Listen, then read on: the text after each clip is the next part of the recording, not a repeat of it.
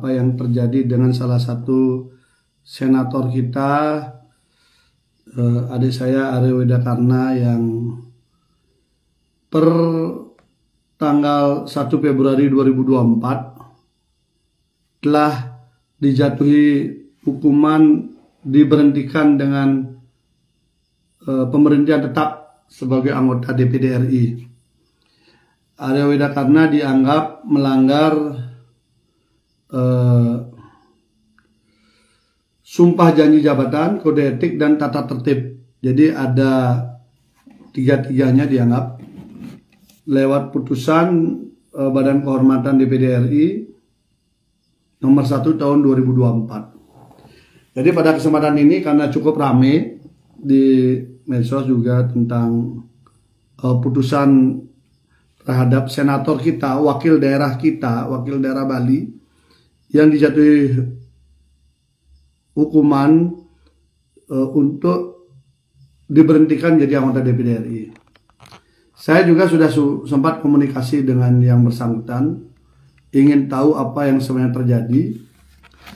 Dan pada kesempatan ini saya belum bisa menceritakan secara lebih detail, tetapi saya ingin memberikan gambaran terhadap masalah ini lebih awal dulu. Nanti setelah saya dapat semua, saya akan ceritakan lebih detail bagaimana kira-kira posisi daripada wakil rakyat kita, wakil daerah kita, kok bisa diberhentikan di DPD RI. Dan kira-kira bagaimana kelanjutannya nanti. Yang pertama saya ingin sampaikan, dulu saya ketika di DPD RI pernah menjadi ketua Badan Kehormatan DPD RI. Jadi saya pernah menjadi ketua Badan Kehormatan DPD RI. Ketika posisi menjadi ketua ini, saya berkesempatan juga menangani beberapa masalah dan sebagainya. Intinya secara posisi saya berpengalaman pernah menjadi ketua Badan Kehormatan DPD RI. Yang mana sebelumnya ketika itu dipegang oleh Bapak M. Fatwa almarhum, DPD RI dari DKI. Tapi ketika beliau mundurkan diri, lalu saya maju dan terpilih lewat voting menjadi ketua Badan Kehormatan. Dan hari ini saya dikagetkan dengan penjatuhan sanksi pemberhentian tetap untuk Arya Widakarna. Terhadap hal ini, saya ingin memberikan bahan diskusi dulu.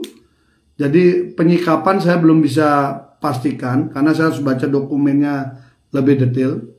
Saya sudah dapat salinan keputusannya.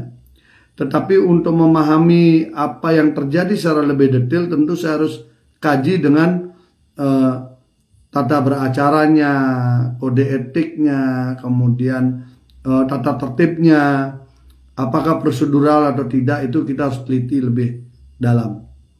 Yang pertama ingin saya sampaikan secara filosofi, seorang wakil rakyat itu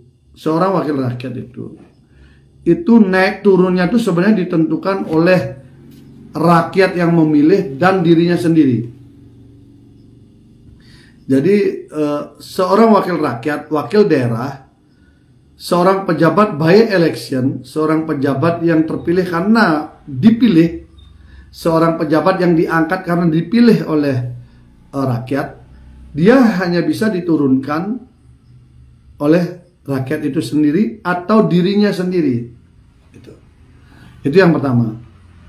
Bagaimana kemudian seorang wakil rakyat dan wakil daerah kemudian diberhentikan oleh wakil daerah dari daerah lain atau orang yang diajak dia berkompetisi juga? Itu secara filosofi memang tidak pas. Karena itu ketika saya menjadi ketua Badan Kehormatan, saya sempat menyampaikan bahwa untuk sampai di tahap pemberhentian tetap itu tidak mudah. Kenapa? Karena legitimasi seorang wakil daerah itu legitimasi yang dia dapat dari rakyat. Dia tidak boleh legitimasi didapat oleh rakyat lalu dicabut oleh rapat di parlemen itu sendiri gitu loh. Nah, itu filosofinya. Karena itu saya ketika menjadi ketua Badan Kehormatan, saya tidak pernah memberikan penjatuhan sanksi sampai sifatnya pemberhentian tetap. Tetapi tampaknya sudah cukup banyak perubahan-perubahan tata beracara dan sebagainya yang kemudian menyebabkan peluang untuk memberhentikan secara tetap itu terbuka. Itu satu. Jadi secara filosofi, wakil rakyat itu hanya bisa diberhentikan oleh rakyat yang memilihnya atau dia sendiri. Nah, dia sendiri ini artinya begini, dia melakukan korupsi, dia meninggal, dia sakit terus-menerus dalam jangka waktu yang panjang, sehingga dia tidak bisa melaksanakan tugas fungsinya. Itu. Tetapi kalau di dalam kasus Arya Wedakarna ini saya pelajari, ketika dalam kasus Arya Wedakarna itu saya pelajari, dia ternyata dilaporkan bukan dalam kasus dengan kasus Buk-Buk, kasus Nusa Penida, kasus apa. Tapi kalau saya baca dari ininya ini, karena ada pengaduan yang diajukan oleh Majelis Ulama Indonesia Provinsi Bali. Jadi yang melaporkan Arya Wedakarna ini kemudian dijatuhi sanksi adalah dari Majelis Ulama Indonesia Provinsi Bali. Artinya laporan ini dilakukan oleh Majelis Ulama Indonesia. Saya belum baca secara detail apa yang dilaporkan, tetapi kalau melihat fenomena perkembangan dinamika yang kemarin terjadi, tampaknya dianggap bernuansa sara, bernuansa melecehkan atau menghina umat muslim. Tampaknya begitu kalau saya lihat, karena yang melapor juga MUI. Berarti ini terkait dengan kejadian di imigrasi, rapat yang ada di imigrasi. Nah itu ya, itu satu. Terhadap hal itu, kalau betul ini ya, makanya saya belum bisa mengambil keputusan penyikapan, tetapi saya ingin memberikan perspektif aja dulu untuk kita semua. Kalau betul AWK kemudian dijatuhi hukuman pemberhentian tetap karena dianggap melanggar sumpah janji jabatan, kode etik dan atau tata tertib DPD RI ketika dia sedang rapat di imigrasi, maka keputusan ini cacat. Kenapa? Karena posisi Arya Wedakarna saat itu adalah dalam posisi dia menjalankan tugas konstitusi. Dia sedang mengadakan dalam posisi rapat. Dan dia di dalam perlindungan hak imunitas. Jadi seorang wakil rakyat, seorang wakil daerah diberikan hak imunitas atas apa yang dia sampaikan, apa yang dia bicarakan, apa yang dia omongkan, dia tidak nanti tidak boleh di PAW karena dia berbicara. Jadi kalau karena itu kasus ini kemudian dia diberhentikan, maka sejatinya keputusan yang diambil Badan Kehormatan DPD RI ini cacat. Karena hak imunitas itu ada dilindungi di undang-undang. Hak berbicara itu tidak boleh dihukum. Itu kelebihan seorang anggota parlemen. Kenapa seorang anggota parlemen itu dilindungi dengan hak imunitas ketika dia berbicara? Karena seorang anggota parlemen itu dia duduk di situ karena perolehan suara. Karena dia mendapatkan perolehan suara, seperti Arya Wedakarna, dia memperoleh suara. Suara dia ketika duduk mewakili Bali, itu suara dia 700.000. Suka tidak suka, dia mewakili aspirasi segitu. Masalah dalam perjalanan kemudian ada yang kecewa dan sebagainya, itu masalah nanti. Dia akan dihukum di pemilu berikutnya kalau dianggap dia salah. Jadi tidak bisa seorang wakil rakyat, seorang wakil daerah yang dipilih by election, dipilih oleh daerahnya, lalu kemudian diberhentikan oleh wakil rakyat, wakil daerah dari daerah lain dalam balutan badan kehormatan. Apalagi ketika dia menjalankan tugas, dia berbicara salah, dia berbicara menyinggung orang, dia berbicara di luar konteks, dia berbicara apapun, dia dilindungi dengan hak imunitas itu. Dan hak imunitas itu ada di undang-undang, bukan di peraturan DPD RI. Gitu. Nah, karena itu kalau untuk pemahaman ini, karena ini saya lihat yang diadukan ini adalah kemungkinan itu adalah ketika dia berbicara di imigrasi, maka sejatinya itu tidak bisa. Nah, kapan seorang senator, seorang wakil rakyat, seorang legislator bisa diberhentikan secara tetap? Pertama, dia terkena kasus korupsi, tertangkap tangan, KKN, tertangkap tangan. Itu bisa. Yang kedua, kapan dia seorang anggota dewan, anggota senator bisa ditangkap, bisa diberhentikan ketika dia melakukan tindak pidana yang ancaman hukumannya lebih 5 tahun. Itu dia bisa. Tapi itu karena perbuatannya dia yang melanggar aturan. Tapi ketika seorang senator, seorang yang sedang rapat, dia sedang berbicara dengan kapasitas dia, suka tidak suka, tidak sesuai adat atau tidak sesuai apa, dia tetap punya hak imunitas. Omongan dia itu dilindungi oleh undang-undang, sehingga dia tidak bisa diproses secara haknya dicabut menjadi senator. Jadi saya kira kalau posisi ini, saran saya untuk Arya Wedakarna, dilakukan saja upaya hukum, diuji keputusan ini. Kalau memang saya belum tahu tata beracara yang hari ini, DPD hari ini, apakah ada upaya banding dan sebagainya di internal itu. Kalau tidak, maka keputusan ini bisa diuji di PT UN.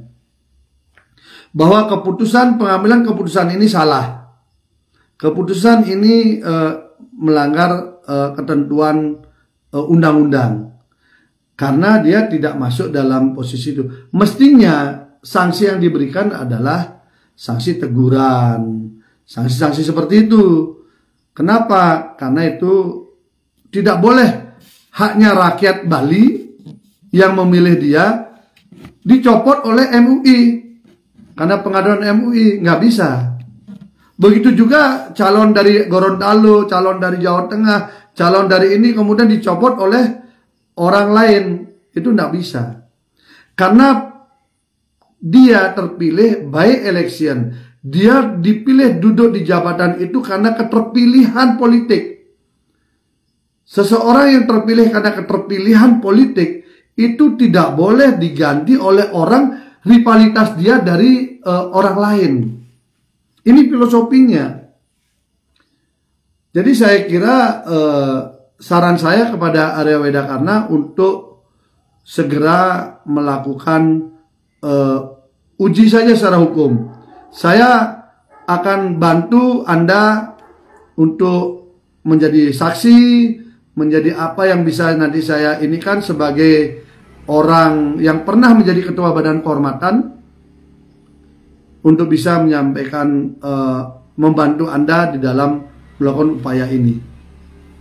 Jadi saya belum membaca secara detail, tetapi prinsip dasar yang bisa saya sampaikan pada Semeton Bali semuanya, kepada yang dulu memilih AWK, saya tak tahu siapa saja itu, atau yang hari ini juga membenci AWK, maka kita harus jaga betul. Atau teman-teman senator yang hari ini sedang menjabat, saya hanya ingatkan bahwa semuanya itu dipilih punya otoritas mewakili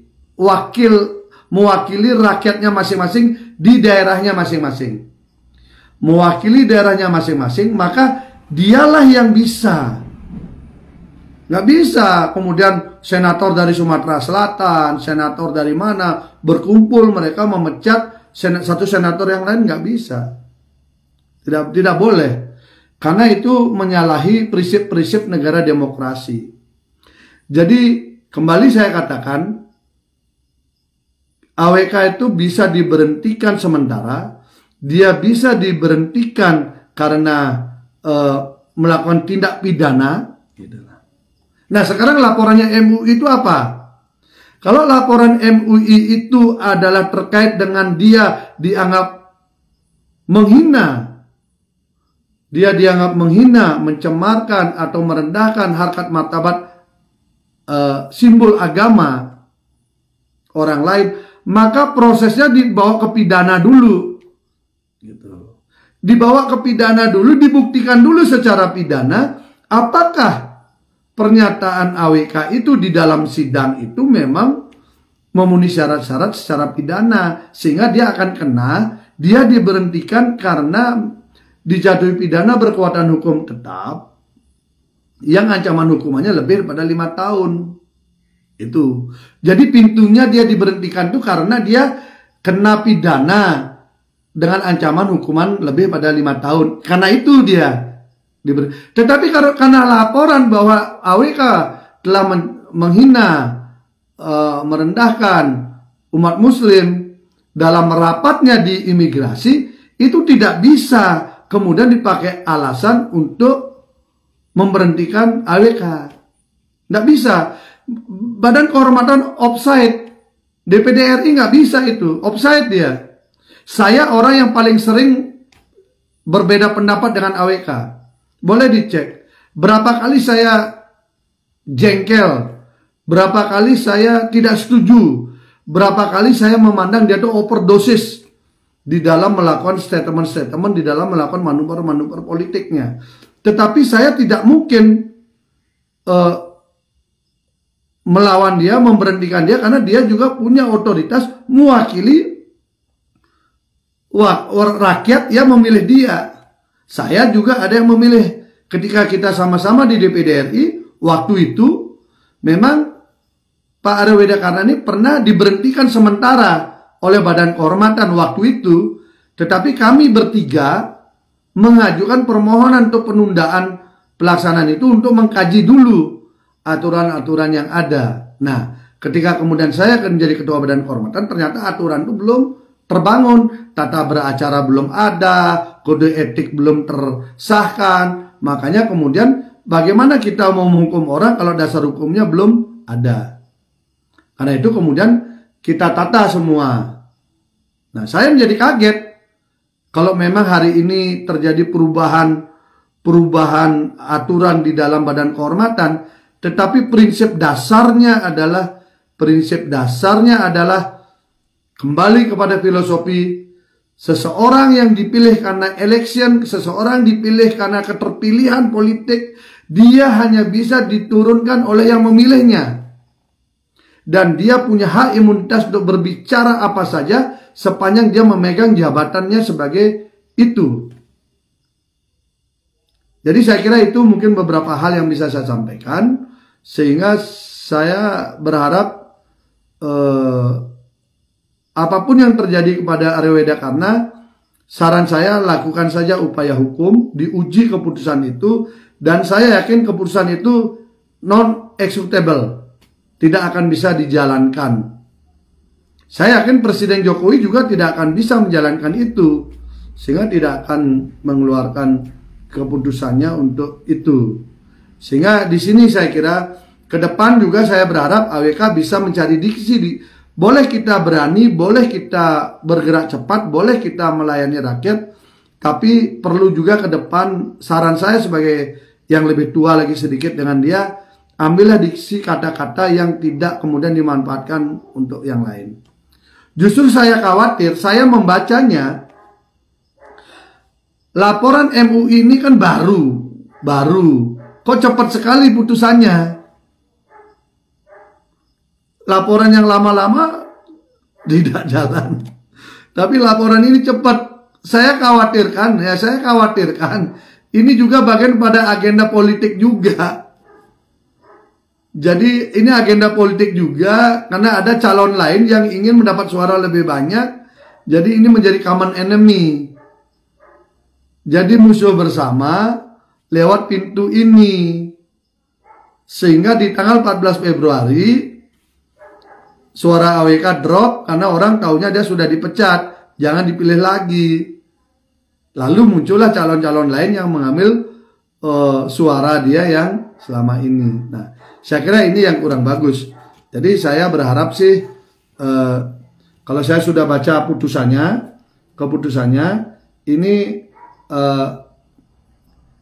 penjatuhan sanksi pemberhentian tetap ini masih bisa dipermasalahkan secara hukum. Masih bisa dipermasalahkan secara hukum. Jadi tetap berjuang AWK. Saya sering beda pendapat dengan Anda. Bahkan saya sering mengkritik Anda terbuka juga. Saya sering tidak setuju dengan Anda karena cara Anda sering menurut saya over, melebihi takaran. Tetapi dalam posisi seperti ini Anda tidak boleh dipecat oleh kekuatan lain kecuali pemilih Anda sendiri. Karena itu saran saya, berjuanglah secara hukum, maju, pertahankan hak Anda, karena Anda memegang amanat untuk periode jabatan Anda ini 700.000 lebih suara yang Anda harus pertanggungjawabkan, yang Anda harus perjuangkan, dan Anda harus yakinkan bahwa Anda tetap kuat menghadapi ini. Jadi saran saya, lakukan upaya hukum, uji keputusannya secepatnya dilakukan. Jadi kalau memang nanti sudah disahkan di paripurna ternyata keputusan Badan Kehormatan itu, karena keputusan Badan Kehormatan harus tetap disahkan di paripurna. Nah, itu bisa kemudian digugat, dimohonkan ke PT UN untuk diuji sebagai keputusan yang tidak tepat. Nah, nanti dari keputusan itu akan teruji, dan saya kira sekala proses hukum masih berjalan, maka itu tidak boleh dieksekusi. Sehingga pada saatnya nanti, kalau saya hitung-hitung ini, setelah 6 bulan sebelum masa jabatan tidak boleh ada PAW, tidak boleh ada ini, maka saya kira itu tidak akan terjadi. Sehingga tetap berjuang, saran saya. Dan yang paling terpenting begini, ada beberapa pertanyaan kepada saya, Pak Pase, kalau dengan diberhentikan Pak AWK itu bagaimana nanti dia pencalonan sekarang? Apakah dia nanti digugurkan? Tidak. Bagi semeton yang tetap memilih AWK, silakan pilih terus, tidak masalah. Silakan pilih terus, dan kalau dia lolos, dia akan duduk lagi. Tidak ada kekuatan lain yang bisa mengalahkan kekuatan rakyat dalam politik. Bisa-bisa yang menandatangani pemecatan AWK malah tidak akan terpilih dalam pemilu nanti. Saya nggak tahu maju lagi nggak teman saya yang bilang menjadi ketua BK hari ini. Nah, itu. Jadi bisa malah tidak terpilih. Jadi kalau ketua BK-nya yang tanda tangan Pak Leonardi, Pak Leo, ini teman saya, ada Habib Ali Alwi dari Banten misalnya, Pak Martin Bila ini saya lupa dari Kalimantan misalnya, sama Pak Made Mangkupastiko yang kita tahu tidak maju. Nah, Pak Leo saya nggak tahu nih maju apa enggak. Jadi saya kira itu yang bisa saya sampaikan. Jadi pemahaman awal dulu. Nanti kalau saya sudah baca semua aturannya, saya akan lebih detail lagi menceritakan fakta-fakta hukum, analisa hukumnya, sehingga warga masyarakat menjadi masyarakat tahu bagaimana wakil daerahnya dia harus bertugas dan bagaimana harus dia terjaga. Jadi saya sangat menyesalkan untuk laporan MUI Bali begitu cepat diproses di DPD RI, tetapi kasus-kasus yang sebaliknya malah jalan lambat. Dan saya harapkan untuk proses hukum di kepolisian jangan dulu dijalankan, karena ini menyangkut hak imunitas seorang wakil daerah, senator. Jangan sampai nanti digunakan polisi, kejaksaan, pengadilan dipakai sarana untuk mengalahkan pesaing-pesaing di dalam kompetisi pemilu nanti. Seandainya saya masih ada di DPD RI seperti dulu, pasti saya akan bela AWK di sidang paripurna. Kalau Bapak Ibu sekalian bisa mencari datanya, ketika dulu AWK diberhentikan sementara di paripurna oleh Badan Kehormatan, sayalah yang berdebat di sidang paripurna meluruskan itu semua sehingga akhirnya itu tidak dijalankan. Tapi tampaknya hari ini itu tidak bisa dijalankan, tidak ada yang membela dia di sana di ruang paripurna dan semua jalan begitu saja. Akhirnya putusan itu tidak bisa diinikan. Saya kira AWK tahu persis bagaimana waktu kejadian periode yang lalu ketika saya masih di sana. Tapi karena hari ini saya tidak di sana dan saya memilih kemarin maju di DPR RI dan tidak lolos, tentu tidak bisa ini. Tapi sebagai orang yang pernah menjadi ketua Badan Kehormatan, maka saya hanya ingin menyampaikan ini dulu kepada publik, kepada masyarakat Bali, bahwa saya tekankan pemecatan, pemberhentian tetap Arya Widakarna secara filosofi itu melanggar aturan. Secara keputusan itu masih bisa diuji dan masih bisa dibatalkan. Tinggal sekarang AWK mau melawan atau tidak. Saya serahkan kepada dia. Tapi kalau memerlukan saya sebagai saksi untuk menjelaskan dan sebagainya, bagaimana fungsi Badan Kehormatan dan sebagainya, tentu saya dengan siap membantunya. Karena ya jeli melah nyamegelah, walaupun saya sering berbeda pendapat dengan dia, sering bertentangan, tetapi dalam posisi ini saya harus membantu dia memulihkan haknya sebagai senator. Dan kalau memang ini mau diproses hukum, nanti buktikan. Karena hak imunitas itu belum dicabut di dalam Undang-Undang MD3. Masih melekat sebagai pasal yang melindungi para legislatif maupun para senator ketika menjalankan tugas konstitusionalnya. Saya kira itu mungkin dari saya dulu sepintas sebagai tahap awal. Nanti saya akan kembali jelaskan kalau kemudian sudah datanya lebih lengkap saya dapatkan tentang bagaimana sebenarnya posisi kasus dari AWK. Paling tidak segitu dulu dari saya. Selamat malam. Salam dari Asika Dharma Ashram, di mana saya kebetulan lagi ada di Pasraman. Tetap semangat, Satya Pak Jayate, bahwa tidak mudah menjadi seorang politisi yang berani, tidak mudah menjadi politisi yang tegas, tidak mudah menjadi politisi yang melawan arus, karena semua akan ada cobaan-cobaan. Jadi kalau kita maju, banyak yang tidak suka. Kalau kita keras, banyak yang tidak suka. Kalau kita kemudian bersuara lantang, banyak yang tidak suka. Itulah romantika menjadi politisi. Karena itu kalau tidak siap untuk itu, jangan jadi politisi. Tapi kalau ingin mengabdi lebih totalitas, jadilah politisi. Tetapi kalau menjadi politisi hanya untuk bungkam, hanya untuk diam, menikmati jabatan, menikmati bagaimana rasanya politisi, maka itu sia-sia. Kasihan rakyat yang memilih. Karena tugas politisi adalah untuk berbicara, untuk bersuara, menyuarakan mana yang dirindukan oleh rakyat, menyampaikan aspirasi yang dibutuhkan oleh rakyat. Jadi saya kira itu yang bisa saya sampaikan. Tetap semangat, Arya Widakarna, Anda masih ada waktu. Dan saya lihat juga cukup banyak wakil-wakil Bali yang berani berbicara. Saya harapkan jangan Anda bersaing di dalam sesama menjadi calon DPD dengan saling sikut dengan nyame. Nanti yang terjadi malah hasilnya sebaliknya. Karena saya melihat agenda ini adalah agenda untuk memuluskan calon lain untuk lolos ke DPD RI. Saya membacanya begitu. Karena itu dari laporan diproses sangat cepat. Jadi ini kekuatan yang berjejaring cukup kuat secara nasional yang mendorong anak ini harus segera dijatuhkan. Suara yang 700.000 itu bisa dibagi-bagi yang lain. Bagi saya berpolitik model begitu kurang bagus. Tetapi tetap saya kritik Arya Widakarna ke depan. Pilihlah diksi-diksi kata-kata yang lebih bagus. Tetap tegas, tetap keras, tetapi tidak mudah masuk dalam jebakan-jebakan yang seperti ini.